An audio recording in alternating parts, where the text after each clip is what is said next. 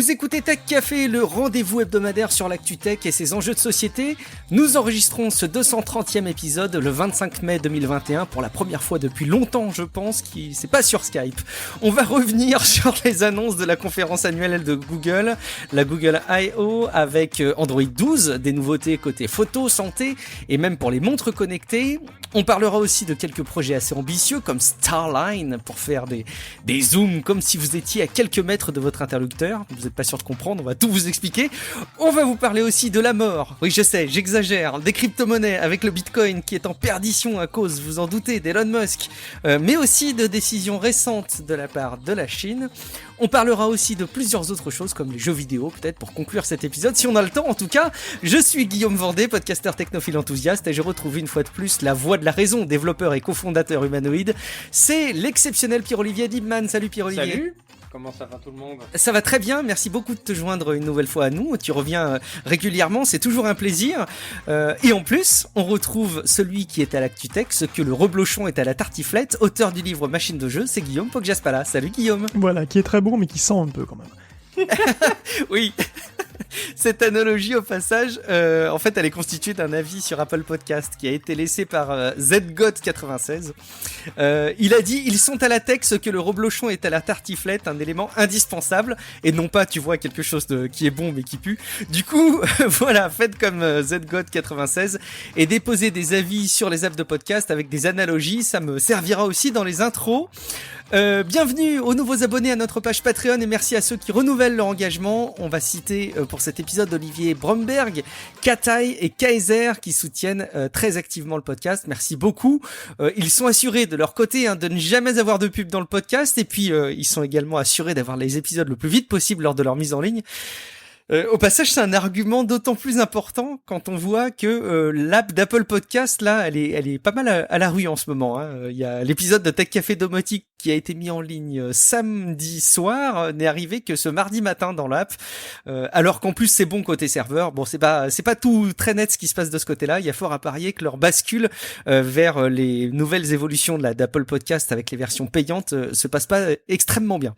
Bon, en tout cas, si vous voulez faire comme ces soutiens sur Patreon, rendez-vous sur le site Patreon, Patreon, à l'adresse donc patreon.com/techcafé pour avoir toutes les explications.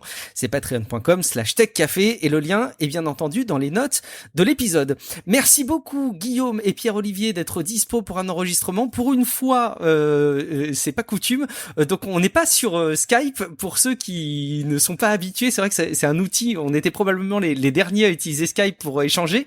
Et Pierre-Olivier rappelait à quel point il y avait une fonctionnalité qui était quand même pratique, c'était l'enregistrement cloud de l'audio, de la conversation. Et c'est vrai que ça faisait un backup intéressant quand il y avait une des personnes qui participe au podcast dont la piste plantait. C'était bien d'avoir le backup. Donc là, tel que vous nous entendez, on est sans filet et on espère que tout va bien se passer, mais j'en doute pas une seule seconde. Sans autre forme de procès, on attaque nos news avec une news à chaud qui a été collectée et insérée cet après-midi par Pierre-Olivier.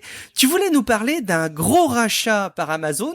C'est vrai qu'à chaque fois qu'il y a des gros rachats à coups de milliards, on aime bien relayer quand même dans Tech Café parce que c'est emblématique des investissements, souvent des entreprises phares de la tech. En l'occurrence, là, c'est Amazon. Qu'est-ce qu'ils ont acheté Amazon, Pierre-Olivier? Alors, ils n'ont pas acheté. Oui, pardon. C'est pas encore. Voilà, il effectif, faut pas pardon. vendre la peau de l'ours, tout ça. C'est vrai. Mais l'idée, en tout cas, c'est pour Jeff de jeter son dévolu sur la firme MGM, donc les fameux studios à la tête de Lyon que vous connaissez tous parce que vous avez appris tous les épisodes de Stargate par cœur. Oula. Pas quoi, c'est pas vrai? Ou c'est pour J'ai regardé des James Bond, je sais pas si ça marche mieux. Mais... Et si on faisait un épisode de Paraculte à propos de Stargate? Bref. En tout cas, ça serait un deal à 9 milliards de dollars. C'est assez intéressant de voir parce que même si c'est pas fait, ça a l'air quand même très proche de se faire, notamment pour le fait qu'on a le chiffre. On est quand même dans des choses qui sont très concrète, mais ça pourrait quand même encore échouer. Mais voilà, on est un petit peu plus dans le concret. Et pourquoi c'est intéressant? Parce que c'est pas la première fois que Amazon s'intéresse au monde du cinéma. On se rappelle, en 2018, ils avaient essayé d'acheter une chaîne de cinéma. Bon, 2 à 3 ans après, on s'aperçoit que c'est peut-être une bonne idée de pas faire le deal finalement. Mais voilà, on voit qu'il y a quand même un appétit pour l'univers du cinéma, que ce soit en salle ou en production. Et évidemment, tout de suite on pense à tout ce qui est Prime vidéo, machin, etc. Mais n'empêche que mon allusion à Stargate est pas complètement dénuée de pertinence. Faut se rappeler que Stargate, c'est une franchise qui a fait vivre un certain nombre de micro-producteurs indépendants là, sur des productions amateurs, qu'il y a beaucoup de fans autour de cette série, bien qu'elle soit super vieille, et que veut pas, s'il y avait un reboot, comme certaines rumeurs l'annoncent, ça pourrait être intéressant pour Amazon d'avoir une nouvelle clientèle qui est assez captive et fidèle. Mais là, on est dans vraiment moi qui me projette peut-être un peu trop dans ce deal-là. On avait parlé déjà un tout petit peu de Stargate dans Paraculte, qui est un podcast effectivement de pop culture. Tu fais bien de le souligner, Pierre-Olivier, où on vous parle de choses cultes, mais pas que, ou plutôt de choses qui sont presque cultes. Mais sous l'angle, quand on avait parlé un petit peu de Star Trek, on avait fait un gros dossier sur Star Trek. Il y a des analogies à en faire. Donc il y a toute la franchise James Bond, je crois, derrière cette licence. Je fais le focus sur Stargate parce que c'est le seul truc de qualité, mais il y a des 2-3 séries B là, genre James Bond, Robocop, les films Rocky, vraiment voilà, bon c'est pas des trucs de fou à côté de Stargate, mais voilà, il y a ça aussi. C'est MGM, c'est pas un petit studio. Eh ben merci Pierre-Olivier d'avoir souligné ce rachat. C'est vrai que c'est rigolo de voir ces plateformes qui évidemment acquièrent du contenu, parce que c'est quand même ce qui fait venir les gens sur une plateforme de streaming de contenu. Il y a Netflix qu'on va pas représenter, qui a aussi un éventail assez large, mais qui va du très qualitatif au assez pourri, mais avec les productions originales. Enfin, il y a un grand éventail.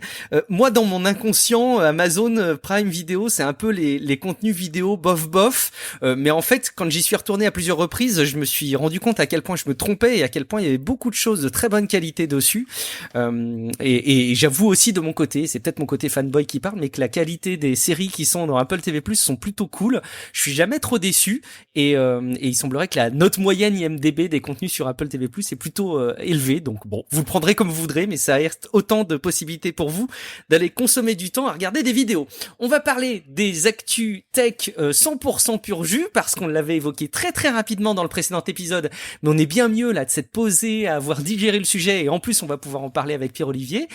C'est de la Google I.O. avec Guillaume. Une première chose, c'est que la Google I.O. elle est évidemment présente physiquement avec des relais très relatifs. On n'est pas à l'époque des grands événements physiques, beaucoup de relais en ligne, mais une vraie petite nouveauté sur la manière de rapprocher, de permettre les contacts entre les participants. Bah ouais, écoute, la Google I.O. a-t-elle déjà été aussi fun? Bon, sans doute, mais c'est vrai que c'était sans doute notre type de fun, parce que là, la Google I.O. s'est transformée en MMO, un vrai jeu en ligne, massivement multijoueur, donc présenté en 2D vu de dessus.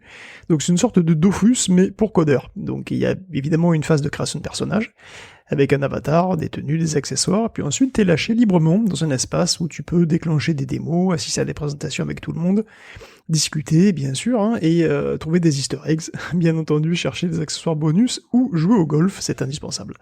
Et en plus de tout ça, tu as les vrais mecs de Google dans la foule, parmi la foule, avec les autres journalistes, donc des pros qui se côtoient en général, donc comme ça, en temps réel, dans une Google I.O., sans pandémie du coup.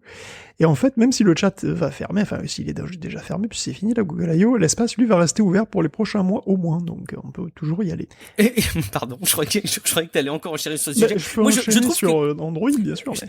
Oui, mais juste avant, je trouve que quand même, quand une entreprise comme Google fait ce type de proposition d'interface avec autant d'easter eggs et de détails, je me dis, il faut que ce soit irréprochable sur la livraison des produits classiques d'un Android ou de tes autres produits, parce que si jamais tu sors tes trucs avec des tonnes de bugs, on va te mettre en remarque que tu avais qu'à investir plus de temps dans tes propres produits que dans les artifices de MMO. Mais quelque part, c'est de bonne guerre. Juste Pierre-Olivier, est-ce que tu avais suivi un petit peu cet aspect ludique de cet événement ? En fait, j'avais le préjugé que ça serait de la marde. Donc non, je me suis pas connecté. Je le regrette. Là, il y a un gros coup de FOMO qui vient me chercher parce qu'effectivement, tout le monde a dit que c'était vraiment génial et tout. Mais ouais, non, j'avoue que pour avoir testé moi-même pour la job 2-3 solutions de ce type-là, j'avais jamais été bluffé. Donc là, j'ai un peu boudé le truc. Bien mal m'en a pris. Eh ben écoute, peut-être qu'on va avoir une autre utilisation détournée, peut-être qu'on va se connecter dessus. Alors il y a le chat qui est plus activé, je crois notamment parce qu'ils savent bien que ça va être compliqué à modérer dans le temps. Bref, allez jeter un coup d'œil, c'est encore fonctionnel même s'il n'y a pas l'émulsion de l'événement et s'il n'y a pas évidemment autant de monde et autant de contenu. Bon, on va parler d'Android effectivement, Guillaume, d'Android 12. Bah oui, parce que bon, qu'est-ce qu'il y avait à la Google I.O. Comme toujours, il y avait plein de choses, plus ou moins loin de la commercialisation. En premier, c'est vrai qu'on peut peut-être parler d'Android 12, qui est une version qui fera sans doute date parce qu'elle a une nouvelle interface qui s'appelle Material You. Alors pas comme Philips Hue, c'est Material Toi, tout simplement. Parce qu'elle permet de configurer l'interface, de la personnaliser de manière beaucoup plus poussée qu'avant, en choisissant effectivement des couleurs de chaque élément, un petit peu, là, de changer le design des widgets. Le tout avec un look général très rond. Voilà, il y a des bulles un petit peu partout. Donc Android 12 prend aussi un petit peu le chemin d'iOS 14, puisqu'il y a la possibilité de voir plus simplement les permissions demandées par une appli, les données auxquelles elle a accès, combien de fois elle les utilise aussi, donc il y a plus de transparence, tout comme l'indicateur d'usage du micro ou de la caméra, donc il y a des petits icônes qui s'affichent comme ça si le micro est activé, ce qu'on ne voit pas forcément bien entendu, donc c'est assez utile. Et Google affirme aussi que son système, bien entendu, est aussi moins demandeur en ressources processeurs, ça a été optimisé, donc 22% en moyenne, donc 15% en moins sur les cœurs complexes, parce que oui, tous les systèmes sur puces de smartphone ont donc des cœurs simples qui sont économes et des cœurs complexes qui sont puissants. Les cœurs simples s'occupent en général des processus d'arrière-plan, les cœurs complexes, des applications. En général, c'est ce que vous voyez le plus. Donc voilà, c'est 15% de moins sur les cœurs complexes, ce qui fait qu'en fait, vous le verrez probablement, il y aura quand même apparemment plus de fluidité au bout du compte. J'ai quand même la naïveté de penser, il faut peut-être qu'on s'attarde sur ce Material You, juste sur, bon, c'est de l'aspect cosmétique, mais vous savez mon amour sur les détails cosmétiques inutiles. Il y a quand même cet aspect de changement de teinte, de couleur qui se veut un peu plus personnalisable. Il y a le côté, d'ailleurs, je crois qu'il y a le jeu de mots You avec You, la teinte, vous, You. Probablement, bref, en fait. je sais pas. Peut-être que je spécule. Mais au-delà de ça, quand je voyais toutes ces présentations, si j'ai bien compris, en fait, ça ne va concerner, soyons clairs, que les pixels. On est d'accord que toutes les interfaces qui sont de type Samsung, les interfaces qui sont proposées par OnePlus, qui n'utilisent pas les interfaces graphiques d'Android et des surcouches, enfin qui utilisent des surcouches, par définition, ne vont pas profiter de ces fonctionnalités-là, on est d'accord? Oui, c'est ceux qui utiliseront l'Android stock pour profiter quand même. Mais il y en a quelques-uns. Ouais, c'est un peu plus compliqué que ça. Parce que Samsung, c'est clair que oui, il repasse un peu partout, mais ils vont redévelopper le truc pour One UI qui est leur interface, ils vont reprendre le truc peut-être à leur sauce. Non, pas forcément, parce que en plus, si j'ai bien compris, ça va être aussi dispo à travers des API, donc les applications vont aussi pouvoir en tirer parti et changer un petit peu leur palette de façon dynamique. Mais même si on reste dans le système il est pas monobloc, c'est des apps, et donc certes, des entreprises comme Samsung remplacent à peu près tout. Donc l'app de settings, le clavier, l'app de bureau, l'app qui gère les notifications, etc., etc. Mais la plupart des constructeurs font pas ça. Si on pense notamment à OnePlus, ils retouchent légèrement le code de l'app de settings, mais c'est quand même celle de stock. Enfin, c'est un fork, là. Il y a 2-3 différences, mais c'est pas majeur. Ils touchent pas l'app de notification. L'app de bureau, c'est la leur, mais elle suit l'OS. Donc, je dirais pas, c'est difficile de le savoir à l'avance, mais moi je dirais pas que c'est quelque chose qui est réservé aux pixels. Déjà parce que c'est versé dans le code d'Android. Donc c'est pas une exclusivité, parce qu'il y en a aussi des fonctions exclusives aux pixels, ou qui sont exclusives un temps puis qui ensuite deviennent accessibles à tout le monde. Mais là on parle pas de ça, c'est vraiment versé dans le code d'Android. Et oui, effectivement, il y a des constructeurs qui vont sûrement faire le choix de pas l'implémenter, mais d'autres qui vont l'avoir. Et j'irais même jusqu'à pousser le raisonnement plus loin, c'est que finalement, en faisant Material You, Google essaye justement de couper l'herbe sous le pied à de plus en plus de constructeurs qui proposent des personnalisations poussées. Et en fait, dans ce qui est proposé, il y a rien qui est super neuf, hein. Le fait de choisir un fond d'écran et puis que que ça s'adapte les couleurs. C'est ça, il y a plusieurs constructeurs chinois qui le proposent. Le fait de changer la couleur d'accentuation de l'OS, c'est présent chez OnePlus depuis longtemps. Donc justement, je pense que Google est un petit peu en mode rattrapage. Ok, la custom c'est vraiment important, c'est ce qui nous différencie de l'univers Apple. Et, allons-y, assumons-le et faisons-le publiquement plutôt que de laisser des tiers le faire. Je pense que on se positionne plutôt là-dessus.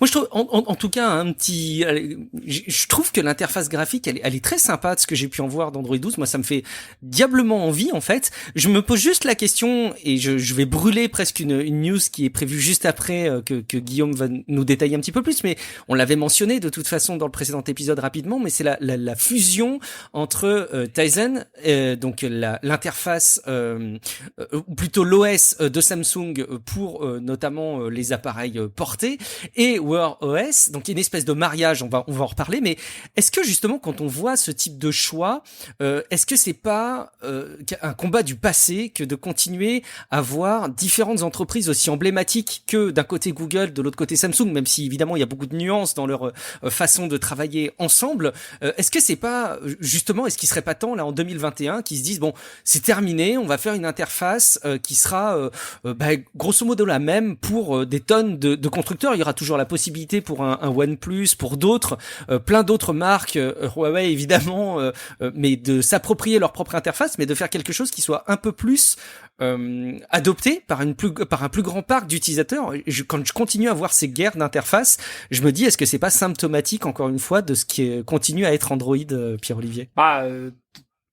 Moi, je pense que c'est la raison pour laquelle il y a le plus d'utilisateurs sur Android que sur iOS, parce que t'as le choix, en fait, justement, c'est un monde ouvert, et tu choisis ton fabricant de téléphone, non pas pour le hardware, hein, tout le monde a le même, mais bel et bien, pour des choix design, qui sont du design plastique. Puis quand je dis plastique, ça peut être du métal, ou si vous voulez faire des téléphones en bois, on se comprend là, c'est l'objet. Oui, pourquoi pas. Donc des choix de design tant plastique que logiciel.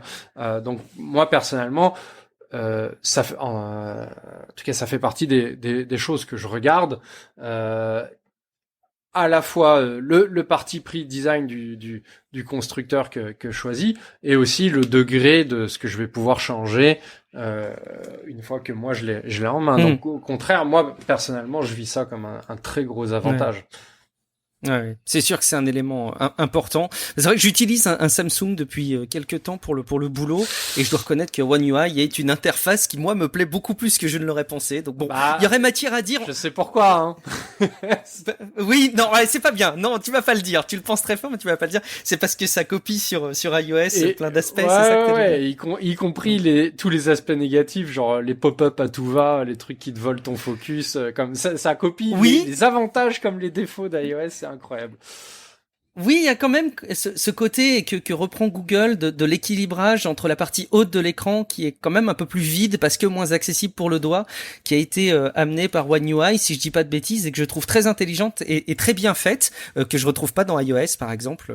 Mais bon, on va arrêter de parler des interfaces graphiques. Il y aurait presque des épisodes thématiques à faire en entier sur le sujet, parce que Google a présenté aussi d'autres choses dans cette Google I.O. et notamment plein de choses autour de la photo, Guillaume.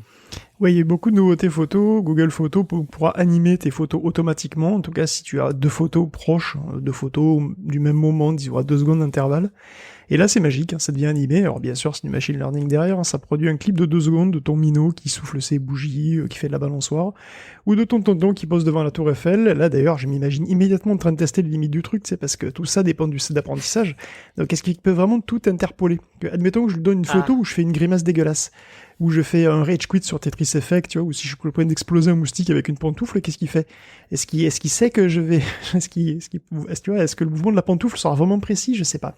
Il y a plein d'expériences à faire avec ce truc. Mais bon, plus sérieusement, Google Photos propose aussi un service de sécurisation des photos par mot de passe, hein, ou biométrie. Il faut aussi retravailler leurs algorithmes un petit peu pour améliorer le rendu des peaux foncées. Parce que c'est vrai que sur les pixels, encore plus, mais bon, en général, hein, tous les appareils modernes utilisent beaucoup d'algorithmes qui digèrent les données des capteurs. Et c'est eux la clé du cliché réussi, en fait. Un cliché qui est bien exposé, avec un bon rendu des couleurs. Et pour ça, évidemment, on étalonne les capteurs et les algos, hein, mais selon sur quoi on les étalonne, ça marche pas bien pour tout le monde. Or, les étalons, historiquement, ce sont des modèles blancs, des femmes blanches en grande majorité, et Google montre un exemple de photo de femmes noires avant et après la mise à jour des algos, et c'est vrai que c'est flagrant, qu'elle est beaucoup mieux exposée après le réétalonnage, la photo d'ailleurs dans son ensemble est mieux avec des couleurs qui sont plus justes. Donc, c'est quand même évidemment un très bon truc, et dernier truc photo, Google annonce aussi une fonction de dermatologue, donc Google Photo, donc en fait, c'est comme une fonction de recherche par image, c'est-à-dire tu prends la photo de ton grain de beauté, ou de ton bouton, je sais pas, de ton furoncle, et il te dit s'il est bizarre, en gros. Donc il y a 65 000 images qui a été utilisées pour entraîner un modèle à reconnaître 26 problèmes de peau différents. Donc l'outil est pensé pour faciliter la vie des gens, c'est vrai qu'ils produisent quand même 10 milliards de recherches annuelles concernant leurs doutes en dermatologie, et c'est vrai que c'est plus simple de prendre une photo que d'écrire un truc du type, tu sais, c'est rond mais pas complètement, c'est rose un peu foncé, c'est dur mais pas trop, et ça gratte un peu. Oui, c'est sur la cuisse gauche. Il y a des poils ou pas? Voilà, il y a pas de poils. T'imagines l'enfer du truc. Bon, alors bien sûr, évidemment, ça doit pas remplacer une visite au dermato, hein, c'est un complément. N'oubliez pas de prendre soin de votre peau, de faire des contrôles réguliers. 90 000 cas de cancer de la peau sont diagnostiqués chaque année en France. Je sais pas pourquoi je dis ça, mais en tous les cas, voilà, moi je suis toujours un petit peu dans le doute quand je vois des fonctions semi-pseudo-médicales comme ça dans les...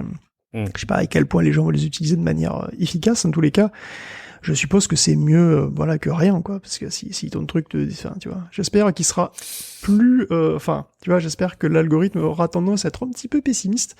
Comme ça, si c'est un faux positif, c'est mieux que faux négatif. Ouais, c'est sûr. Moi, quelque chose que j'ai retenu depuis ces dernières années de Tech Café, c'est à quel point le monde de la santé et le monde de la tech étaient des mondes finalement très différents, et arriver à marier les deux, c'était souvent des exercices d'équilibristes, voire même parfois très dangereux. On pourrait longuement parler des prétendues fonctionnalités autour de la santé pour l'Apple Watch qui sont mises en avant par Apple, mais on va pas le faire ici. Pierre-Olivier, est-ce qu'il y a un truc qui t'a particulièrement marqué par rapport à ces propositions autour de la photo de la part de Google? Moi, c'est surtout la complétion finalement par IA pour animer les photos. Ça me gêne quand même assez je vais reprendre ma phrase. Philosophiquement, ça me gêne assez. J'ai quand même un peu l'impression que je vais me retrouver dans ma bibliothèque avec des petites vidéos de moments qui ne se sont pas passés en fait, parce que ça va pas être des représentations fidèles du moment, mais bien l'interprétation qu'une machine en a fait. Et j'ai bien conscience que de toute façon le média n'est qu'une représentation par une machine. Que tout le monde va nous dire dans les commentaires. Exactement, ouais. Oui. Les photos noir et blanc qui font style ancien, alors que le monde était en couleur. Enfin, j'ai bien conscience de ça, mais je peux pas m'empêcher quand même de penser que là on complète mes souvenirs par des images qui ne sont pas arrivées. Cela dit, j'ai eu ma première notif d'une animation, c'était dégueulasse, et je me suis dit bon, il y a encore de la marge. T'es rassuré. Ça va. Oui, c'est-à-dire qu'il faudrait effectivement différencier de l'interprétation des machines pour retranscrire la réalité. Je pense notamment à ces prises de vue au smartphone du ciel étoilé qui arrivent à remettre les étoiles après en intelligence, mais en essayant de dupliquer ce qu'on pourrait voir si on pouvait vraiment bien voir les étoiles. Et effectivement, là, de l'invention pure, il faut voir effectivement dans quelle proportion est-ce qu'on a une interpolation qui s'approche de la réalité entre les deux photos ratées, ou est-ce qu'il y a de l'invention. Bon, ça, on touche presque à un domaine philosophique là-dedans, mais je comprends ta gêne, effectivement. Tant que le résultat sera pas satisfaisant, c'est peut-être quelque chose qu'on peut. Les premières sont pas satisfaisantes. Je suis sûr qu'à terme ça va être assez incroyable, hein, mais c'est vrai que voilà, la première que j'ai reçue, il y a juste mon canapé qui s'est rapproché de moi. C'était très bizarre, mais voilà. C'est vrai que ça n'a aucun sens si c'est pas des personnes, si c'est des meubles. Bon, on verra. Mais c'est vrai que c'est comme beaucoup de technologies qu'on voit passer dans ces conférences, c'est qu'on a souvent des effets waouh à la démonstration, et puis après dans la réalité, parfois on est loin de cet effet waouh. Mais on verra comment ça évolue effectivement. Bon, du presque nouveau, Guillaume, avec notamment Google qui réinvente la lecture de flux RSS. Ouais, il va y avoir un bouton Follow pour suivre des flux RSS dans Chrome, donc comme Google Reader le faisait jusqu'à ce que Google l'assassine froidement et inexplicablement en 2013. Bon, nouvelle fonctionnalité pour Google Doc aussi, qui s'appelait Smart Canvas et qui se rapproche de celle de Notion ou de Microsoft Fluid en fait. Mais comme je n'utilise pas Notion, je vais laisser les experts en parler, je sais qu'on en a un ici même. Oh surtout Piroli. Oui, bon, finalement on a aussi les TPU qui passent en V4, donc ces fameux Tensor Processing Units qui permettent d'accélérer le calcul des algos Deep Learning, et qui rendent donc possible les folies qu'on a décrites plus haut, animer des photos, détecter des mélanomes, taper la discute, comme on va l'évoquer ensuite, ou faire bouger des canapés.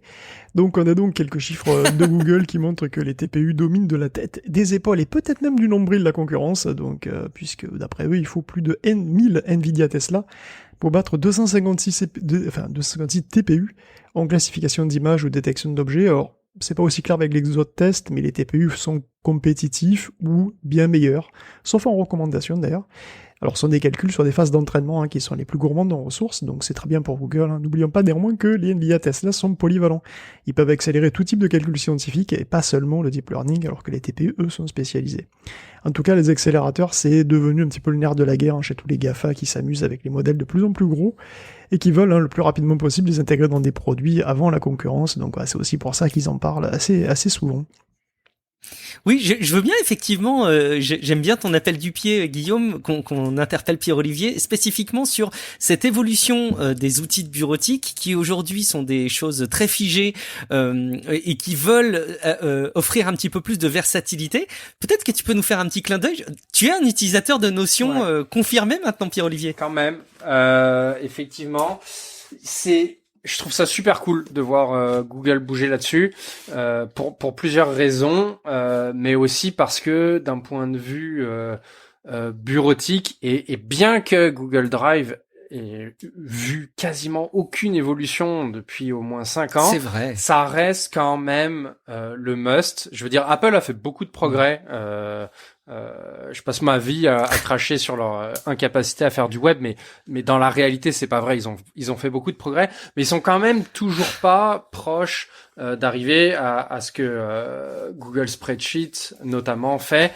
Et je pense en particulier au fait qu'il y a des API complètes qui permettent de rajouter des fonctionnalités qui sont beaucoup plus sophistiqué que ce qu'on pouvait imaginer sur Excel, et pourtant Dieu sait que la finance moderne ne tient que sur un spreadsheet que quelqu'un quelque part en Suisse. Donc, mais bref, l'idée est là, c'est que ça fait vraiment plaisir de voir Google avoir une vraie roadmap, avoir de vraies nouvelles fonctionnalités sur ses produits, et ça va faire beaucoup de mal à Notion. Pas forcément parce que c'est mieux. Je suis pas sûr que le Notion s'est construit comme logiciel autour du mieux, parce qu'il y avait d'autres concurrents. Il y avait Coda.io, il y en avait plusieurs autres. Fais une petite parenthèse peut-être pour ceux qui connaissent pas Notion, parce que beaucoup peut-être le connaissent dans les grandes lignes. Contextualiser l'idée en fait, sans tout détailler, mais ça vaut le coup de le présenter. C'est d'arrêter de concevoir la bureautique comme des types de documents qui vivent séparément. Un tableur, on s'en sert toujours à tort et à travers pour mettre du texte, des images, des choses comme ça, des diagrammes. Et puis finalement, dans nos documents de saisie texte, on fait des tableaux. Et bref, en fait, c'est des mondes. Puis là, je parle des deux principaux qu'on utilise, mais il y a aussi les bases de données, etc. C'est des mondes qui sont pas du tout séparés, et en fait l'idée derrière cette nouvelle génération d'outils bureautiques que sont Coda, Notion, et puis donc maintenant la future nouvelle mouture de Google Workspace, c'est de tout fusionner et de dire voilà, quand on fait de la bureautique, en fait on traite de l'information, peu importe la nature de cette information là, on doit pouvoir l'organiser personnalisé, et dans une certaine d'une certaine manière, on doit aussi être capable de pouvoir l'automatiser, et ce sans être forcément un développeur aguerri, quoi, de juste écrire 2-3 lignes de script, voilà, exactement comme votre banquier fait des macros Excel pour calculer les intérêts des agios que vous lui devez. Donc c'est ça l'idée en arrière là, de cette nouvelle génération d'outils bureautiques. Et moi je te rejoins sur le fait que c'est très cool et qu'on a probablement beaucoup à en voir venir comme évolution, notion qui est pas évident au premier abord, mais qui apporte beaucoup quand effectivement on peut s'y plonger un petit peu. Il faudrait presque qu'on fasse des épisodes dédiés usage autour de ces outils-là, donc on va pas s'attarder plus que ça. On peut peut-être mentionner vite fait dans la rubrique des systèmes d'exploitation le fait que ça y est, on a du Fuchsia, donc ça n'a pas été présenté à la Google I.O., mais qui est en train d'arriver sur les Nest Hub, donc ça y est, ils sont en train d'être déployés. C'est intéressant de voir que des personnes ont acheté un produit avec un système d'exploitation et que ça change de système d'exploitation et ça change assez drastiquement en fait dans son fonctionnement, dans son cœur.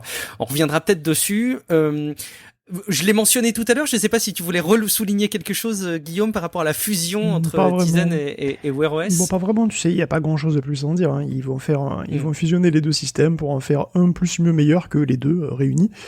Et puis voilà, Là où c'est marquant, je trouve, c'est que c'est peut-être un petit peu historiquement, il n'y a pas forcément de précédent d'un tel travail collaboratif entre ces deux entreprises. Je dis des bêtises peut-être. J'ai peut-être pas connaissance d'actions passées conjointes Google, Samsung de telle ampleur, non? Spécifiquement Google, Samsung, peut-être pas.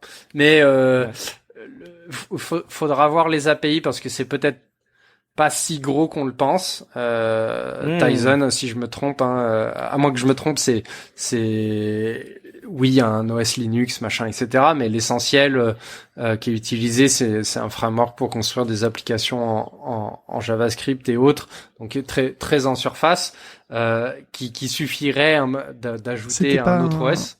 C'était pas un avatar de Moblin, du vieux Moblin? Oui, c'est toute cette génération d'OS. Oui, c'est ça, ça fait C'était basé effectivement sur l'idée qu'on avait, je sais pas, presque que des web apps ou ce genre de choses. C'est exactement. Et donc c'est assez facile de l'amener sur un OS existant, mais aussi d'ailleurs, hein, de la même façon que c'est assez facile, si on fait abstraction des Google Play Services, d'amener une app Android sur un autre OS, puisqu'il suffit d'avoir la machine virtuelle. Donc là, la presse pour le moment parle de fusion de deux OS. C'est plutôt la machine virtuelle de l'un qui se ramène sur l'autre, et à mon avis celle de Tizen sur Android. Mais on verra quand ça sera un peu plus public là, au niveau des sources. Mais d'un point de vue business, je pense que tu as raison, Guillaume, que entre Google et Samsung, c'est un des trucs les plus gros qu'on ait pu voir récemment. Et tu as utilisé la phrase magique qui va tellement bien dans Tech Café. Tu as raison, Guillaume, avec toujours cette suspension, si on suit pas l'épisode, de savoir qui avait raison. Guillaume, on va conclure sur cette rubrique Google I.O. 2021. J'ai toujours l'impression de faire comme dans la chanson de Blanche-Neige et les Saintes-Nains, là, avec les nains. Hi-ho, hi-ho, hi-ho. Bon, pardon. De projets qui peuvent avoir leur petit effet waouh, qui méritent quand même qu'on les souligne. Guillaume, a commencé peut-être par Starline. Ouais, je sais pas si la pandémie. Je te sens dubitatif sur ma chanson du nain. Ouais, non, c'était fort bien, en tout cas, c'était fort bien imité. Mais bon, revenons à Starline, donc on a eu une démo, effectivement, un peu surprise d'un système de téléprésence vidéo qui, bon, si on en croit la démo, hein, toujours pareil, enterre vraiment tout ce qui se fait avant. Donc Starline, en fait, c'est assez simple, le concept, hein, c'est comme si tu parlais à ta femme ou ton mari ou ton papy derrière une grande vitre, comme s'il était derrière une grande vitre alors qu'il est peut-être à 2000 km.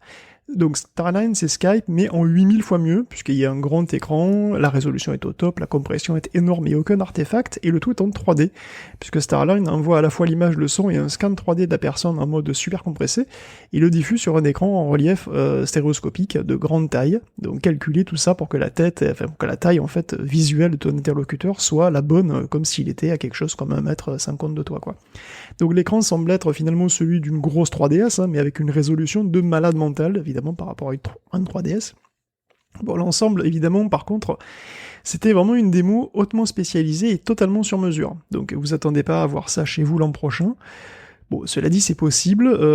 Déjà, que ce soit possible, c'est fort, c'est bluffant, et c'est potentiellement, je pense, déployable dans des commerces spécialisés à moyen terme. Tu vois, tu pourras aller dans des sortes de cybercafés avec des cabines spécialisées. Voilà, ce serait déjà énorme hein, de pouvoir discuter avec des proches comme ça du bout du monde, exactement, ou presque exactement comme s'ils étaient là devant toi. Donc, Starline, c'est quand même un projet de long terme. Bon, alors, ils ont parlé aussi d'autres projets, notre projet de long terme d'ailleurs. Personne n'a pensé au porno avec cette proposition. Ah bah rassure-moi, si, Pierre-Olivier, t'as eu l'esprit oui, aussi du bruit que moi, oui, si. Mais c'est trop cher. J'imagine bien les utilisations trop cher. qu'il peut y avoir dans ce domaine. Déjà, sur l'aspect Google Photos, je me suis retenu. Hein. Je suis très sage sur cet épisode. C'est beau, c'est beau. Bon, on va passer plutôt à on va parler un petit peu de l'ordinateur quantique oui, plutôt. Pas énormément, parce que finalement, c'est aussi un projet de long terme. Hein. Google réitère un objectif de 2029 pour avoir une machine utile. Donc je suppose donc non spécialisée, hein, comme le D-Wave actuellement, avec toutes les portes quantiques de base, donc et suffisamment de qubits fiables.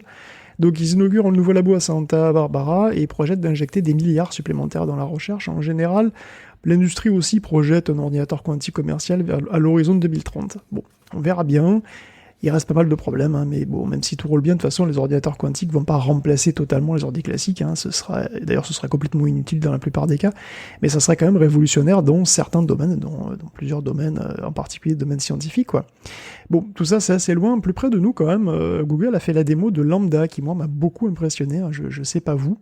Même si c'est pas une vraie grosse nouveauté, en fait. Puisque, Alors moi, ça m'a impressionné, mais j'avais besoin d'avoir un petit peu ton éclairage et vos avis respectifs pour savoir si j'avais raison de m'enthousiasmer ou pas, parce qu'effectivement, ça fait écho à des échanges. Alors on avait eu un échange sur l'authenticité des dialogues avec des pseudo-intelligences artificielles dans l'épisode avec Luc Julia, et puis on sait à quel point tu as un amour, Guillaume, pour les chatbots, à quel point tu aimes les pousser dans leur retranchement. Donc j'aimerais bien effectivement avoir ton sentiment là-dessus. Ben ouais, non, mais c'est vrai que moi j'aime beaucoup les gros modèles de langage et les chatbots, effectivement. Et en fait, les chatbots ont la cote, enfin les gros modèles de langage en fait ont la cote, hein, donc on les appelle d'ailleurs les LLM, ça y est, ils ont un sigle, donc c'est que c'est la mode.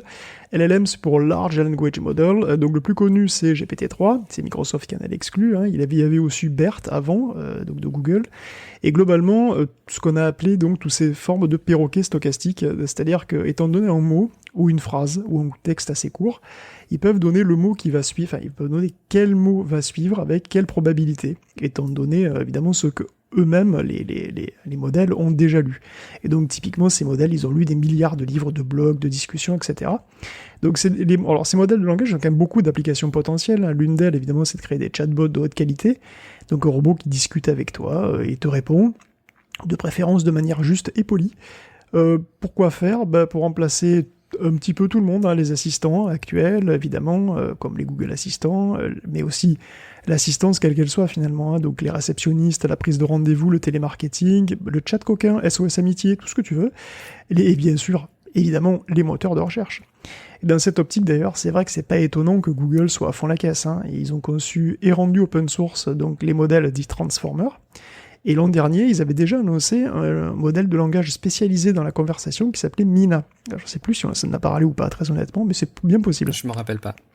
En tout cas, BERT ou GPT sont entraînés sur des masses énormes de textes de toute nature, mais Mina, elle, je sais pas, ce truc, a été entraîné spécifiquement sur des dialogues. Donc en 2020, Mina avait 2,6 milliards de paramètres et a été entraîné sur 341 gigaoctets de texte. Et c'était déjà, hein, selon certaines métriques, un meilleur chatbot que Mitsuku ou Xiaolche, qui, voilà, qu'on a déjà évoqué ici, qui sont des chatbots qui gagnent donc des trucs comme le Loebner Prize. Enfin, il y a des compétitions pour savoir quel est le meilleur chatbot chaque année. Et donc la métrique en particulier, c'était une mesure de cohérence et de spécificité. Donc c'est-à-dire l'aptitude à ne pas répondre n'importe quoi et à ne pas parler de saucisses grillées quand tu as une discussion sur les impôts fonciers, quoi. Ce que moi je pourrais faire assez régulièrement d'ailleurs, mais bon. Tout ça pour dire que Mina, à la base, c'est ce qui est aujourd'hui présenté comme Lambda, probablement. Donc Lambda, ça veut dire Language Model for Dialogue Applications. Et donc comme Mina, Lambda est entraîné sur des dialogues, mais en fait il est sans doute beaucoup plus gros que Mina l'an dernier. Alors, on n'a pas de données en fait sur la taille du truc, exactement ce que c'est, mais c'est encore du transformer, mais on ne sait pas exactement quelle taille il a, ni quelles sont ses spécificités. Il n'y a pas beaucoup de détails supplémentaires, en tout cas sur le blog de Google, mais les démos montrent que le modèle semble respecter le contexte beaucoup mieux que la moyenne, hein. Il est capable de faire comme s'il était un avion papier, ou la planète Pluton, ce qui est quand même très fort. Donc il se place dans le contexte où il est un avion papier et il répond de manière cohérente avec sa nature d'avion papier. Et quand il est Pluton, à un moment, on demande à Lambda, donc à Lambda Pluton, si elle a eu des visites, et il te sort ah bah ouais, New Horizon, il est passé il y a pas longtemps. Donc Lambda est quand même très impressionnant. Il fait des réponses longues, peut-être même trop longues pour être naturel, mais bon. Elles étaient d'ailleurs dans la démo de l'avion en papier, c'était totalement sensé, quoi. C'était vraiment surréaliste. Alors, même Sundar Pichai. Il y avait 2 démos, ouais. Ouais, il y avait 2 démos. L'avion en papier et Pluton. Exactement. Ouais. Et alors, Sundar Pichai, donc, qui avait la démo, qui a présenté ce truc-là, on reconnaît que Lambda fait encore des erreurs, mais si on en croit à la démo, c'est quand même une amélioration qui est vraiment radicale par rapport à ce qui se faisait avant. Et donc, Google veut utiliser ça pour Search, Workspace et Assistant. Donc, imagine un Google Search, qui fait ses recherches en comprenant les concepts et qui donne des réponses en langage naturel. Voilà, un assistant qui soit vraiment conversationnel. Et en plus, Pichai dit qu'il veut rendre ça multimodal, c'est-à-dire capable de manipuler aussi bien des images que des vidéos, des sons. Et l'exemple qu'il donne, c'est sur une vidéo, donc t'as une vidéo YouTube par exemple, avec des vidéos sur les lions, et il dit, bah voilà, il suffirait de parler à l'assistant, à dire « montre-moi la scène où le lion rugit sur le soleil couchant », et le truc t'amène directement à la bonne scène dans la vidéo. Donc, ou à l'intro d'un film MGM. Éventuellement. Non mais là il peut se déplacer dans une vidéo YouTube ou quoi. Enfin, qu'une machine puisse faire ça, ce serait absolument incroyable. C'est une complexité, c'est démentiel quoi. C'est pas pour tout de suite, mais Google quand même, ne rien que de l'évoquer, nous fait quand même un peu rêver avec Lambda. Et c'est vrai qu'on se surprend à espérer pour un avenir proche des outils vocaux comme on en voit dans les films de science-fiction. Donc je sais pas à quel point on est proche d'un assistant, d'un Google Assistant HAL 9000. Ce qui est sûr, c'est que ça démontre à quel point les modèles de langage sont un sujet chaud, et d'ailleurs, les questions éthiques qui sont reliées à tous ces sujets sont systématiquement mises en avant par Google dans ses posts, ce qui rappelle d'ailleurs inévitablement les renvois de Timnit Gebru et Margaret Mitchell, qui travaillaient justement sur ce sujet, sur l'éthique des modèles de langage, et qui pourraient d'ailleurs eux-mêmes bientôt devenir un axe essentiel du business de Google. Donc on peut un petit peu se demander pourquoi Google les a lourdés si c'est si important, mais bon. En tout cas, ça fait un petit peu rêver, Lambda, je trouve. Une conclusion ou une remarque complémentaire, Pierre-Olivier, par rapport à la Google I.O. ou ces derniers éléments? J'avais une vanne, mais vas-y, je l'ai perdu. Je devrais avoir un calepin là, quand j'enregistre l'émission. Un calepin à blague. Parce que j'en avais. Ça m'a fait rire. J'ai dû me mettre sur mute, mais non, je suis désolé. Elle est partie à jamais. C'était à quel point Lambda était très gros, non? Bon. Non, c'était plus fin que ça. Mais si je m'en souviens, ce sera peut-être pour les abonnés premium. Ah bah oui, le message sera peut-être sur Patreon. Oh, tu as le goût du commerce. C'était pas que Lambda c'est un bon calcul? Lambda calcul. C'était trop subtil, là, par contre. Le Lambda calcul, ça fait vraiment rire que certains mathématiciens, quoi, vraiment. C'était beaucoup c'était ni vulgaire, ni de niche. Ni ultra geek, pardon. Ouais, tant pis. Ça mérite que tu la retrouves, pour le coup. Mais en attendant que tu la retrouves, on va avoir une petite chronique autour de la crypto-monnaie. Je crois qu'il s'est pas passé un épisode depuis très longtemps, Guillaume, sans qu'on parle de crypto-monnaie. Il faut dire que l'actu, d'une semaine sur l'autre, soit se ressemble beaucoup et s'accentue, soit ne se ressemble pas. Là, on a quand même l'impression qu'il y a eu un tournant dans l'univers des cryptos, n'est-ce pas? Oui, il n'aura échappé à personne, qu'il y a eu un mini-crack des cryptos cette semaine. Donc aux dernières nouvelles, le Bitcoin valait moins de 31 000 euros. Alors il se reprend un petit peu, mais bon, c'est pas gagné, et on est quand même loin des presque 50 000 qu'il valait il y a moins d'un mois, et c'est arrivé assez vite en fait. Rien qu'entre le 11 mai et aujourd'hui, la monnaie a perdu 16 000 euros quand même. Alors bien sûr, quand ça arrive, toutes les cryptos plongent. Au début du mois, c'était 3500 balles l'Ether. Aujourd'hui, c'est moins de 2000. Et bon, il y a plusieurs causes possibles. Alors évidemment, il y a Elon Musk, parce que voilà, après avoir dit que le Bitcoin sentait le gaz, et qu'il revendrait pas son milliard de Bitcoin, sauf s'il le fait, il frappe encore sur Twitter, puisque cette fois, il confie avoir discuté avec des mineurs nord-américains pour les pousser à la transparence et se verdir. Bon, donc rien de super concret, et de toute façon, les États-Unis ne représentent qu'une minorité du minage de toute façon. Et de toute façon, Elon, c'est une vraie girouette. Tu te souviens de sa position sur le lidar, que jamais il toucherait ça, c'est trop compliqué et inutile chez Tesla. Et bien en fait, maintenant que c'est moins cher et plus petit, on a repéré une Tesla avec un luminar sur le toit. Bon, écoute, on verra. En tout cas, pour revenir à la chute du Bitcoin, il y aura aussi, à l'origine de tout ça, peut-être surtout même la Chine, puisqu'en gros, la Chine a publié un communiqué dans lequel elle dit qu'elle en a marre, que ça commence à bien faire tout ce bordel avec le Bitcoin, je cite. Enfin non, là je cite, le prix des crypto-monnaies ont explosé et se sont effondrés récemment, la spéculation est revenue, cela menace dangereusement la sécurité des possessions des citoyens et perturbe l'ordre financier et économique normal. Bon. Donc joignons le geste à la parole, la Chine a interdit les institutions financières du pays de toucher aux cryptos, de même que les services de paiement d'ailleurs. Donc la Chine avait déjà interdit les bourses aux cryptos, donc il n'y a que les particuliers qui pouvaient encore en détenir. À quand l'interdiction du minage? Ça pourrait être pour bientôt, en fait, puisque l'équivalent du vice-premier ministre, enfin, je sais pas exactement, enfin, le mec s'appelle Liu He, a fait un communiqué, donc le 21 mai, dans lequel il mentionne que le gouvernement va interdire le mining et le trading de Bitcoin dans le pays. Autant, purement et simplement. Voilà, purement et simplement. Donc autant pour les risques pour les investisseurs que pour le blanchiment d'argent aussi, qui inquiète les autorités, qui semblent clairement avoir envie d'éradiquer la crypto du pays. Et ça serait quand même un gros coup. Peut-être pas une menace existentielle pour le Bitcoin, mais pas loin, parce que la Chine, encore aujourd'hui, c'est quand même les 2/3 du minage. Donc si ça devient interdit, c'est les 2/3 de la puissance du réseau qui va disparaître du jour au lendemain, ce qui va quand même fragiliser énormément la sécurité de la monnaie. C'est aussi des centaines de fermes qui doivent être relocalisées. Et on commence déjà à observer des mineurs qui quittent le pays. Il y a Huobi, BTC Top, Htop qui ont déjà annoncé se retirer de Chine ou arrêter en tout cas d'acheter du matos. Donc si les mineurs partent en masse, le truc c'est qu'ils vont se retrouver où? C'est pas évident, probablement autour. Donc c'est le Népal, le Kazakhstan, l'Afghanistan. Super, c'est que des pays qui ont des infrastructures solides, plein d'énergie renouvelable disponible, c'est nickel. Bon, si une interdiction se matérialise vraiment, on peut s'attendre à un autre C'était crack. ironique, pour ceux qui n'ont pas relevé, évidemment, ce que disait Guillaume. Et oui, non, bon. Et donc bon, je sais pas si on est donc au bout, si le Bitcoin est au bout de ses peines, ou s'il va encore y avoir un autre crack le jour où la Chine annonce un bannissement des cryptos. Pour l'instant, bon, en tout cas, à l'heure d'aujourd'hui, là tout de suite, c'est pas le cas, mais ça pourrait venir. Et pour couronner le tout, il n'y a pas qu'en Chine que ça chauffe, puisque le Trésor américain a indiqué que les crypto-monnaies facilitaient les activités illégales et l'évasion fiscale, et ils ont annoncé un projet où que tout transfert de fonds de plus de 10 000 $ équivalent en crypto devait être déclaré. Ils réfléchissent même à un nouveau formulaire. C'est dire s'ils sont sérieux. Donc, avec cette nouvelle meute... Ouais, moi qui parlais dans le dernier épisode, mais je crois que c'était le dernier, où je disais, mais ça m'étonne que les régulateurs et les États n'ont pas été un peu plus incisifs sur la réglementation autour des mouvements de crypto. Ça a l'air de commencer à venir. Et d'ailleurs, on se demande pourquoi ils n'ont pas fait plus tôt, étant donné que ils ont calculé que ça pourrait rapporter 700 milliards à l'État dans les 10 prochaines années, et peut-être même encore plus la décennie suivante. Donc c'est pas encore fait, mais 700 milliards, ça se refuse pas. Ce qui est paradoxal, c'est que justement, en mettant en place ce type d'action, je pense que justement, ça diminue l'enveloppe de recettes que tu peux avoir en tant qu'État par rapport à ce type de fonctionnement. C'est un peu paradoxal. Et Pierre-Olivier, je suis pas sûr qu'on t'ait souvent entendu parler de crypto-monnaies au sens large et notamment de l'actualité ces derniers temps autour des crypto-monnaies. T'as un portefeuille énorme de Bitcoin qui gonfle. C'est parce que je pense... il y a 2 ans ou quelque chose comme ça, au détour d'un épisode, j'ai dit que je m'intéressais à la techno comme moyen décentralisé d'attitrer des certificats ou des contrats ou ce genre de choses, mais pas du tout. Mais qu'on n'a pas vu comme venir, monnaie d'échange. On n'a pas vu venir ces applications. On parle en fait, toujours des crypto-monnaies.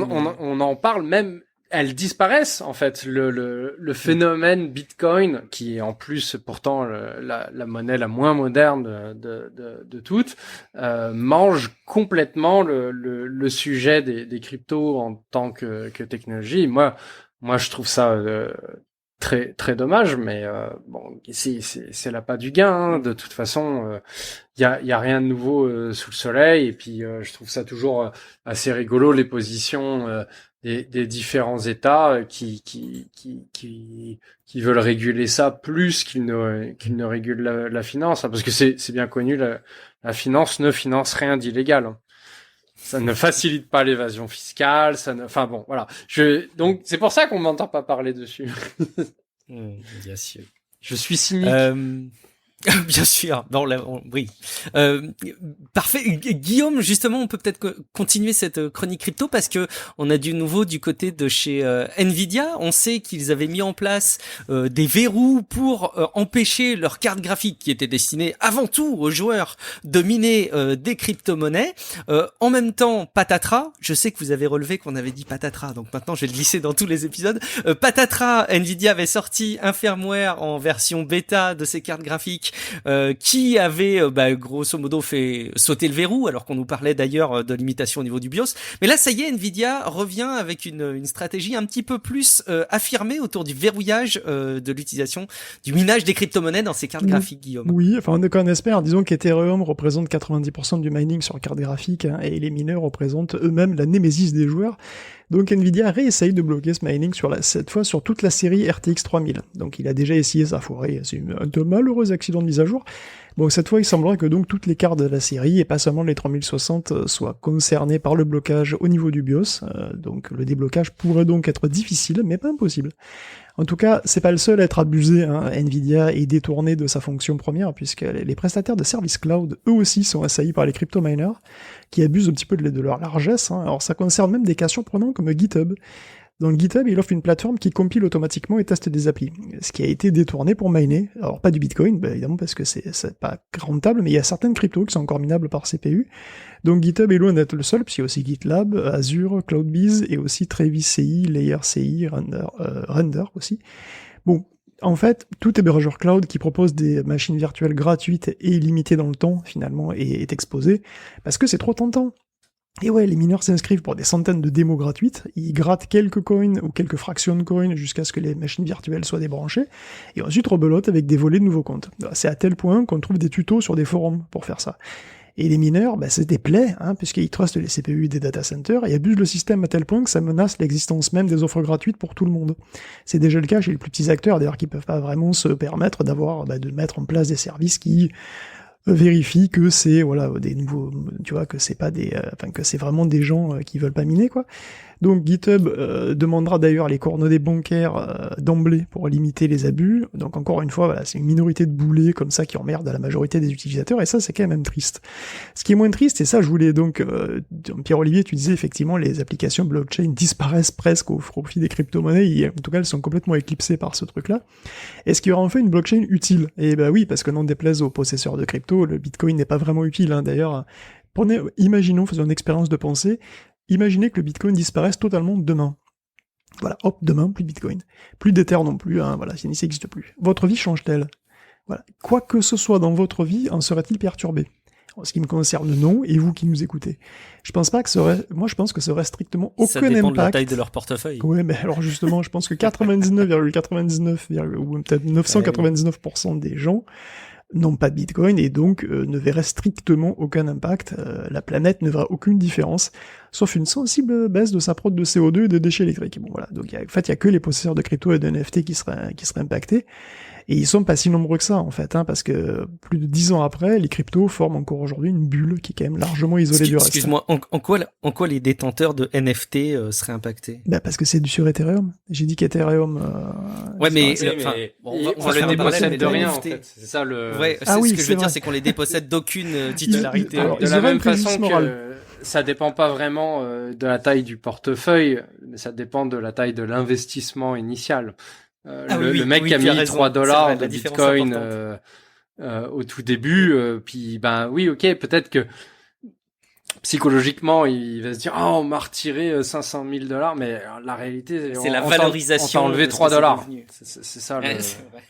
C'est exactement. En tout cas, donc mis à part donc le préjudice moral des possesseurs de NFT, donc il n'y a pas grand-chose, mais c'est pas pour ça effectivement que la blockchain dans son concept est fondamentalement inutile évidemment, hein, et d'ailleurs elle peut l'être quand on doit obtenir des infos dans un contexte où la confiance manque. Donc il y a un projet qui s'appelle le projet Chip, qui fait partie de la Zigbee Alliance, qui veut utiliser un registre distribué pour sécuriser l'Internet des objets. Donc il y a des objets parce qu'ils pourraient bientôt exister par centaines de millions et qui pourraient venir de centaines de fabricants différents.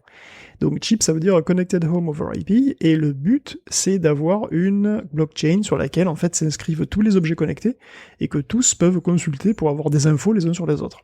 Donc un constructeur peut enregistrer un appareil et le monitorer aussi, et un appareil qui voit passer un collègue inconnu pour interroger la blockchain pour savoir qui il est et pourquoi il est là, qu'est-ce qu'il a l'intention de faire, etc. Donc la blockchain ne dépendrait du coup d'aucune marque, d'aucun pays, de rien, de quoi que ce soit. Ça serait vraiment une base de données collective et universelle. Donc il n'y a pas de détails pour l'instant sur l'implémentation de cette blockchain chip, mais il est quasi sûr que l'algorithme de consensus ne reposera pas sur une proof of work qui est super énergivore. Ce serait assez étonnant. En tout cas, je l'espère, et voilà, moi j'aime à croire que c'est le sens de l'histoire, quoi qu'il en soit.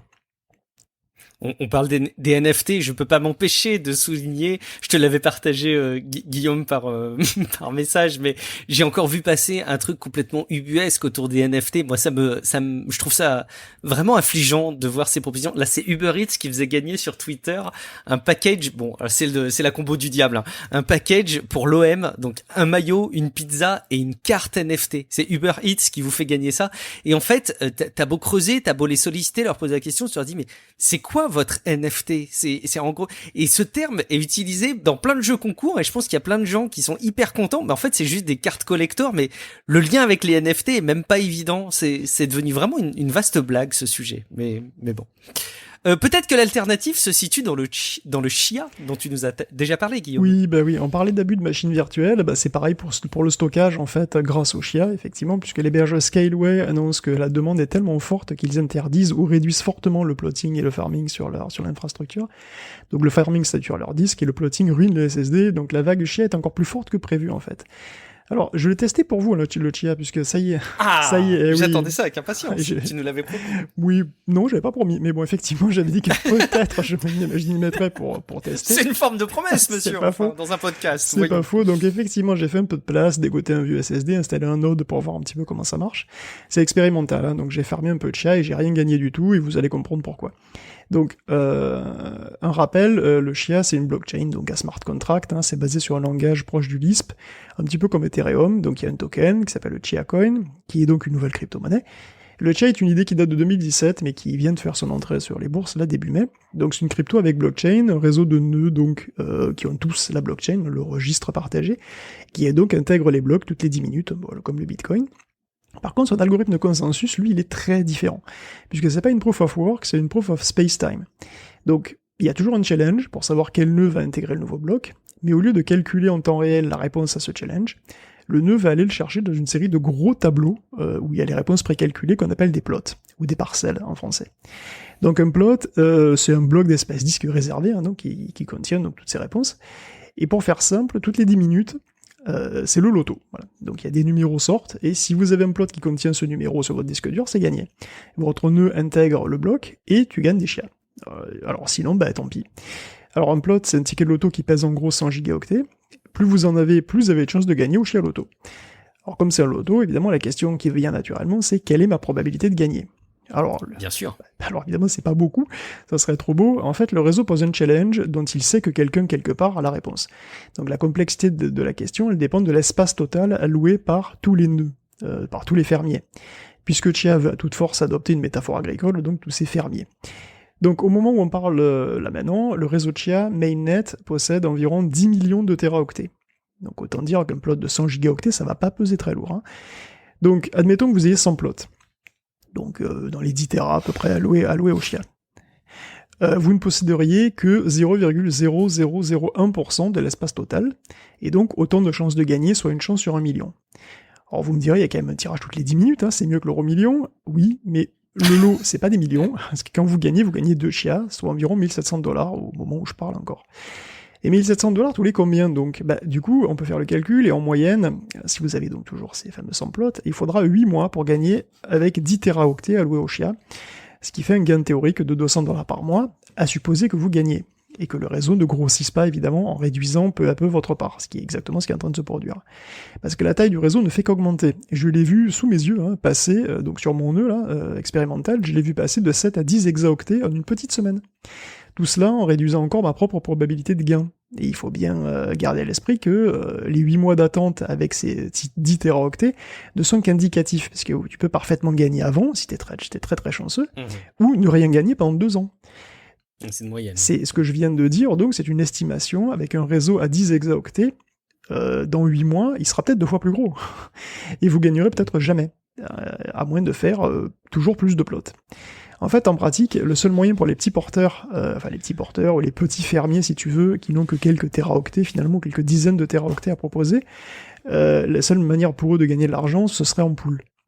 Donc la pratique du pooling qui est super généralisée dans la plupart des cryptos, hein, parce que presque personne ne peut être compétitif tout seul dans sa chambre en tant que nœud Ethereum par exemple. Donc on s'organise en pool, c'est-à-dire qu'on fait un collectif, le travail est divisé, chaque mineur est payé en fonction de la quantité de calcul qu'il fournit.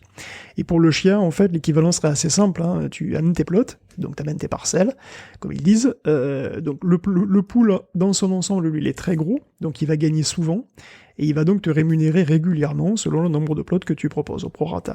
Donc ça va lisser complètement la problématique de l'aléatoire, et voilà, tu vas gagner en fonction du cours du chien, en fait, et du nombre de plots directement que tu peux te permettre. Alors je sais que le pooling est prévu pour le chia, mais à ma connaissance c'est pas encore possible pour le moment, donc tu peux avoir qu'un full node, et avec un full node c'est vraiment le loto pour le moment, hein, et c'est un loto, voilà, comme j'ai expliqué. Donc le moment est venu évidemment d'aborder la deuxième problématique du chia, qui est celle de l'aspect écologique de cette monnaie, ou pas. Oui, Et oui, parce que c'était un peu la promesse, enfin l'attente, pas la promesse, oh, c'est l'attente. clairement la promesse, parce que en fait le chia, on parle de la graine de chia, hein, c'est vraiment une plante à la base. Et tout est fait pour mettre. C'est dégueulasse. Tout est mis. Pardon. Je sais pas trop, mais je sais même pas si j'ai déjà mangé. Enfin bon. Toujours est-il que c'est vraiment fait pour mettre l'accent sur l'aspect écologique. Tu as l'icône, quand tu installes ton Nokia, l'icône, c'est une petite feuille. Et en fait, on met en culture des parcelles. Donc ces fameux plots en anglais, c'est on met en culture des parcelles et on devient fermier. On est vraiment à fond dans la métaphore agricole et verte.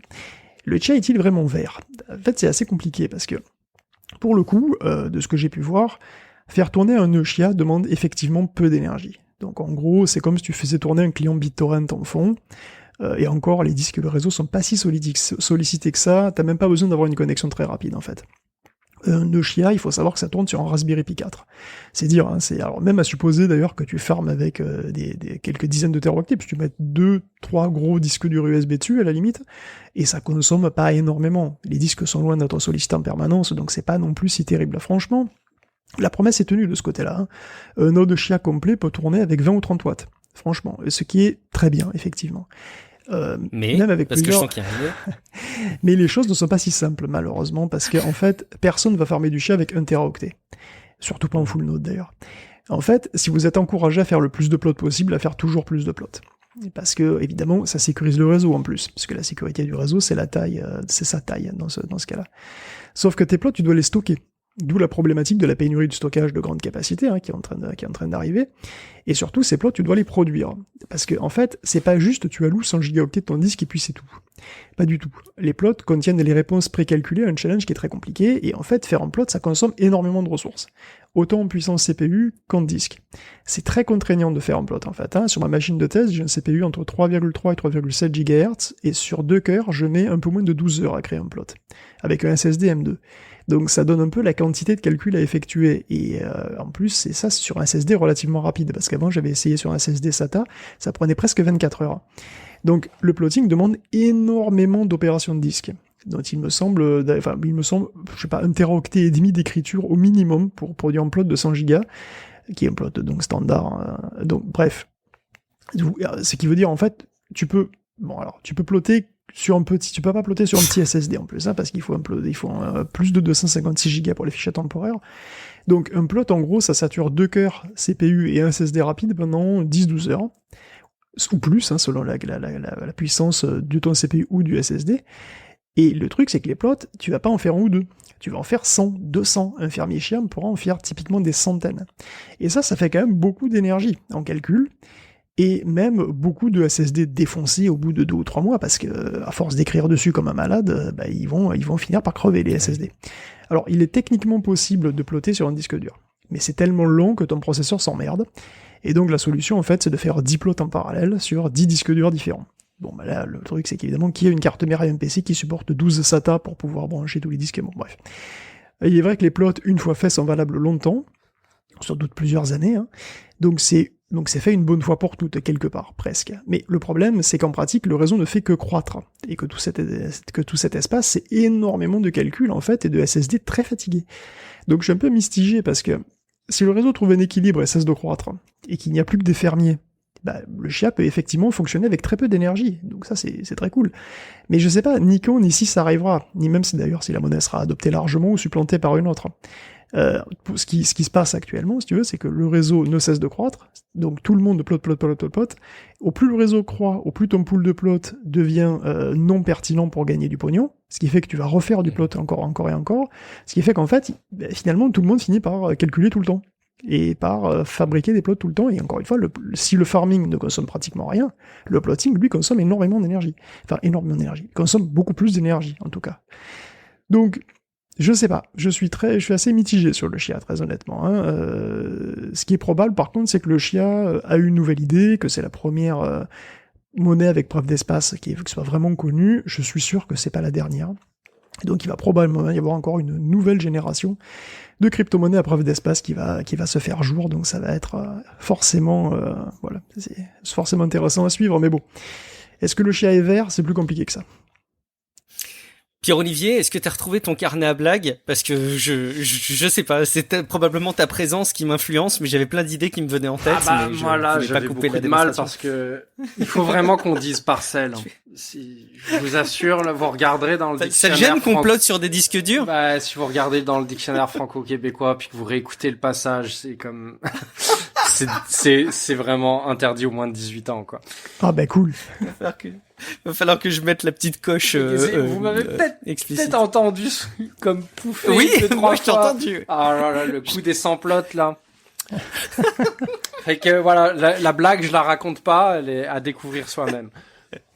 Sur le fond, un élément rajouté où tu as été trop déconcentré par les artifices de blague. Non, mais je pense que Guillaume a tout bien expliqué, tout bien dit, il y a pas grand-chose à rajouter, hein.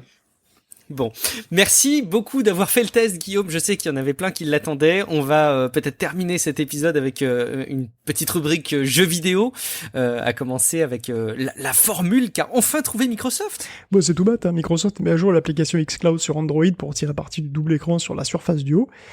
Et ça fait, qu'est-ce que ça fait? Bah, ça fait une Xbox portable, en fait, très convenable. Il y a un écran qui affiche le jeu, l'autre qui affiche les commandes, et finalement ce qu'on a c'est une 3DS, mais qui, sous réserve d'avoir une bonne connexion internet, hein, joue à des jeux Xbox One. Est-ce que ça doit quoi relancer la Duo, vous pensez? Je sais pas, ça se défend, pourquoi pas? Pierre-Olivier, t'es prêt à acheter un Duo rien que pour ça, peut-être? Non. Ah non, toi t'es chez Stadia, voilà. Donc tu vas pas te poser la question. Excellent. Un petit mot du côté de chez Nintendo qui a une proposition commerciale probablement très intéressante pour les actionnaires, mais qui n'est pas sans émoustiller tes réactions, Guillaume, et je te comprends. Nintendo a sorti le remake que tout le monde attendait, celui de Zelda Skyward Sword, ou peut-être pas, hein, parce que j'ai vraiment l'impression que c'est un des épisodes les moins appréciés. Quoi qu'il en soit, en plus de nous proposer un vieux jeu Wii à un tarif pas du tout préférentiel de 60 balles, Nintendo s'est dit qu'il pourrait encore nous pomper un petit peu plus de pognon en liant une fonction de confort assez basique quand même, puisque c'est le voyage rapide, hein, en liant ça à un Amiibo qui coûte 20 balles et qui encombre ton placard en plus. C'est quand même très fort, il n'y a pas à dire, hein, c'est l'horreur. C'est une fonction de quality of life qui est en DLC physique. Je pense que là on atteint le comble. Bon, c'est pas ça qui va changer le destin de la Switch, hein, dont la prolifération ne peut qu'inquiéter les spécialistes en biodiversité, puisque maintenant que tout le monde a une Switch, les gens achètent une deuxième Switch. 20% des ventes actuelles de Switch se font dans les foyers qui possèdent déjà une Switch. Donc, je pensais que c'était plus. Moi. Écoute, je sais pas, mais là, c'est hors de contrôle. L'an prochain, je commenterai une news qui dira que 60% des acheteurs de Switch en 2022 en ont acheté une quatrième pour pouvoir avoir la fonction exclusive de pisser contre un arbre dans Monster Hunter. Mais jusqu'où ça s'arrêteront-ils? C'est simple. C'est simple. Miyamoto l'a dit en 2018, nous arrêterons que quand chaque personne sur Terre aura une Switch. Et quand ce sera fait, ils vont sortir la Switch Pro. Mais le pire, c'est que la proposition de valeur de la console est vachement bien. Après, peut-être qu'on peut quand même souligner le fait qu'il y a peut-être des gens aussi qui rachètent des Switch parce qu'il y a des soucis sur les Joy-Con, peut-être. Je ne sais pas. C'est possible. Ça expliquerait une partie, en tout cas. Le destin de Lisa. Je vais être hyper honnête avec vous, j'avais pas revu les news avant l'émission, je revois le destin de Lisa et donc évidemment je pense à la série. Tu es un grand fan de la série, Guillaume? Non, pas vraiment, mais bon, enfin, j'ai dû voir quelques épisodes. Oui, c'est le moment pénurie. Oui, c'est le moment pénurie. Donc vous allez voir pourquoi c'est dans le segment jeux vidéo, ce segment pénurie. En fait, on a une estimation de ce que ça pourrait coûter, cette pénurie des composants cette année au secteur automobile. C'est 110 milliards de dollars de pertes. Alors le panic buying continue, hein, donc les puces s'arrachent comme du papier de cul au printemps. D'après l'Eva Data, le temps de livraison des puces est encore passé de 10 à 39 semaines pour les contrôleurs série entre janvier et avril. Et pour les microcontrôleurs, on est passé de 16 à 44 semaines, ça fait quand même 10 mois, hein, 10 mois d'attente. Donc c'est pas vraiment mieux pour d'autres classes de composants d'ailleurs, comme les interfaces réseau. Et concernant TSMC, après les feux et le Covid, la sécheresse semble pas s'arranger à Taïwan, il pourrait passer en alerte rouge dès la fin du mois. Donc la situation, elle est telle pour l'automobile que c'est devenu une affaire diplomatique. C'est-à-dire que le ministre allemand de l'économie a écrit à son homologue taïwanais, hein, qui est allé voir TSMC, Je suis persuadé que c'est pas le seul, puisque tout le monde souffre de Volkswagen à Ford, en passant par Subaru et Toyota. Donc TSMC a promis au ministre d'augmenter la production pour les voitures, ça va devenir leur priorité numéro 1, c'est une mesure qui concerne aussi UMC d'ailleurs au passage. Sauf que TSMC et UNC, ils sont déjà au taquet. Donc ils vont revoir leurs priorités, ce qui fait qu'ils vont produire plus de puces pour les bagnoles et sans doute moins pour les autres. Et ça pourrait se sentir partout, jusque dans le jeu vidéo en particulier, puisqu'en 2020, alors qu'on tirait déjà la langue, souvenez-vous, TSMC n'a produit que 3% de puces automobiles, contre 48% de puces pour smartphones et 33% pour le reste des puces haute performance, celles-là même qui rentrent dans les PC ou les consoles. Et AMD est particulièrement exposé, il y a quelques pourcents en moins sur ces 33%, c'est autant de ventes en moins pour eux, et des mois d'attente supplémentaires pour les joueurs. Donc AMD est très attentif à la situation. Pour l'instant, sa présidente, donc Lisa Su qui a été réélue CEO d'ailleurs, donc bravo à elle, félicitations Lisa. Donc Lisa ne veut pas parler de désastre, mais bon, sa formulation montre que c'est pas une situation super géniale quand même, et que ça va clairement handicaper leur croissance, qui pourrait par ailleurs être spectaculaire, puisque l'objectif c'était quand même de 50% cette année.